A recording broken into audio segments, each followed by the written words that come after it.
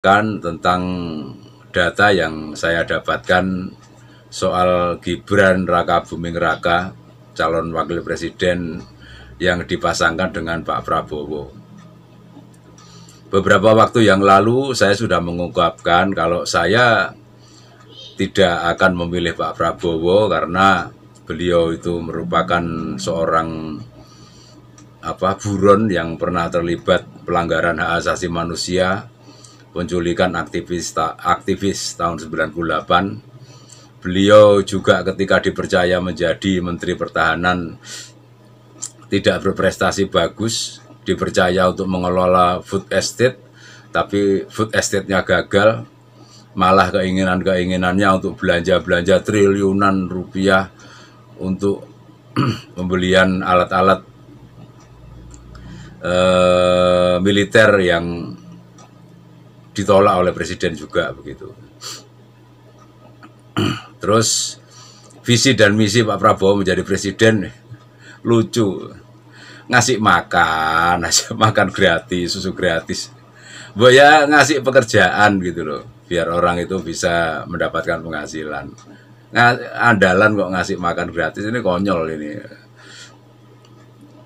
Nah, untuk yang Gibran ini saya dapati tentang rekam jejaknya. Sebelum menjadi wali kota Solo, Gibran ini menjadi pengusaha bersama-sama dengan Kaesang. Wah, ini kalau anaknya presiden tentunya kan usahanya besar dan luas gitu.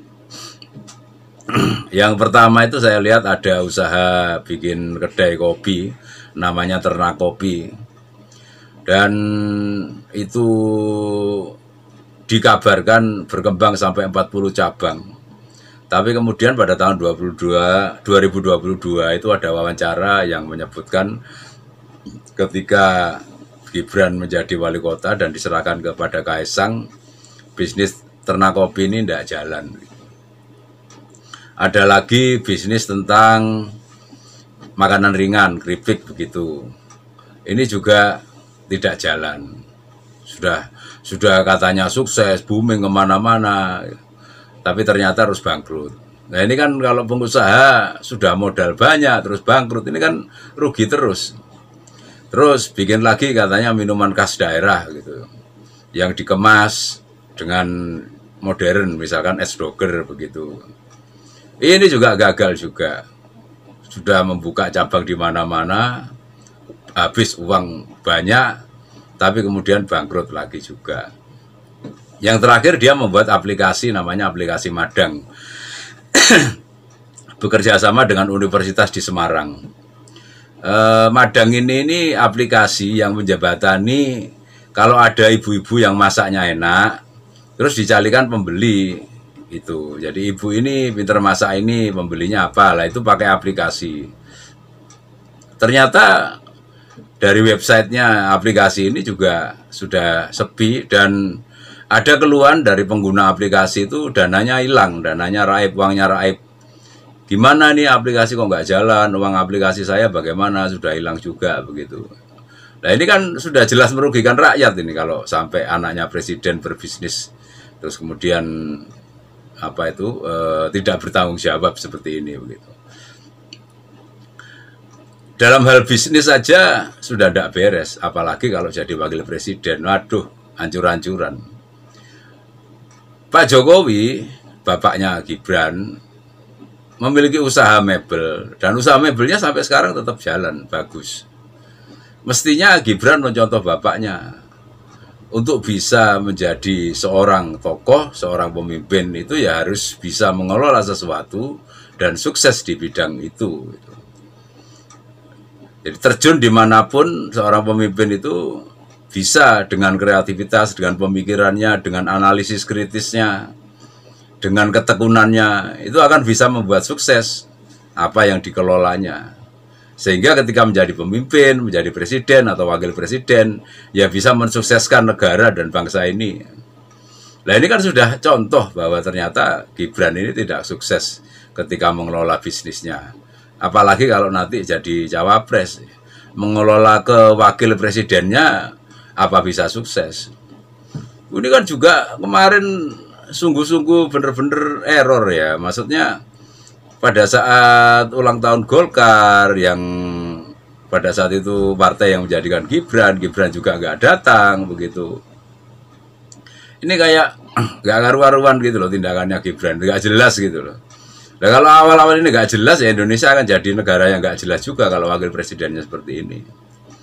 Juga polemik, semua orang tahu bahwa lolosnya Gibran menjadi cawapres itu dengan polemik yang ada di MK terhadap pamannya Anwar Usman itu, dan ternyata Anwar Usman dibuktikan bersalah. Tapi ya namanya permainan konstitusi ya, permainan hukum. Gibran tetap dianggap lolos, layak untuk jadi cawapres walaupun prosesnya itu cacat. Jadi ini benar-benar cawapres yang cacat hukum istilahnya begitu.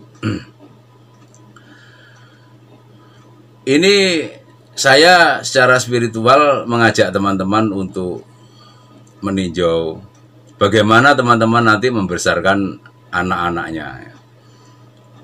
Jangan sampai anak-anak itu lepas kendali. Mungkin teman-teman sukses, tapi betapa kita ini nantinya akan galau, akan kecewa, akan sedih, akan merana kalau sampai anak-anak kita itu tidak bisa sukses seperti kita atau bahkan melebihi kita. Sukses itu tergantung pendidikannya. Ini sudah jelas-jelas dari Gibran dan Kaesang ini, Pak Jokowi sudah tidak bisa sukses mendidik anaknya ya. Dia sukses dalam mendidik pendidikan yang mungkin dia bisa menyekolahkan oke gitu. Tapi moral dan mentalnya dia kurang mengisi dengan bagus. Ini jelas Gibran ini menjadi pengkhianat PDI, dia mencacati cacat hukumnya konstitusi, begitu itu anaknya presiden kayak gini, ini anak itu misalkan anak saya terus saya malu loh anak saya kayak gitu itu. Terus kemudian Kaesang juga begitu.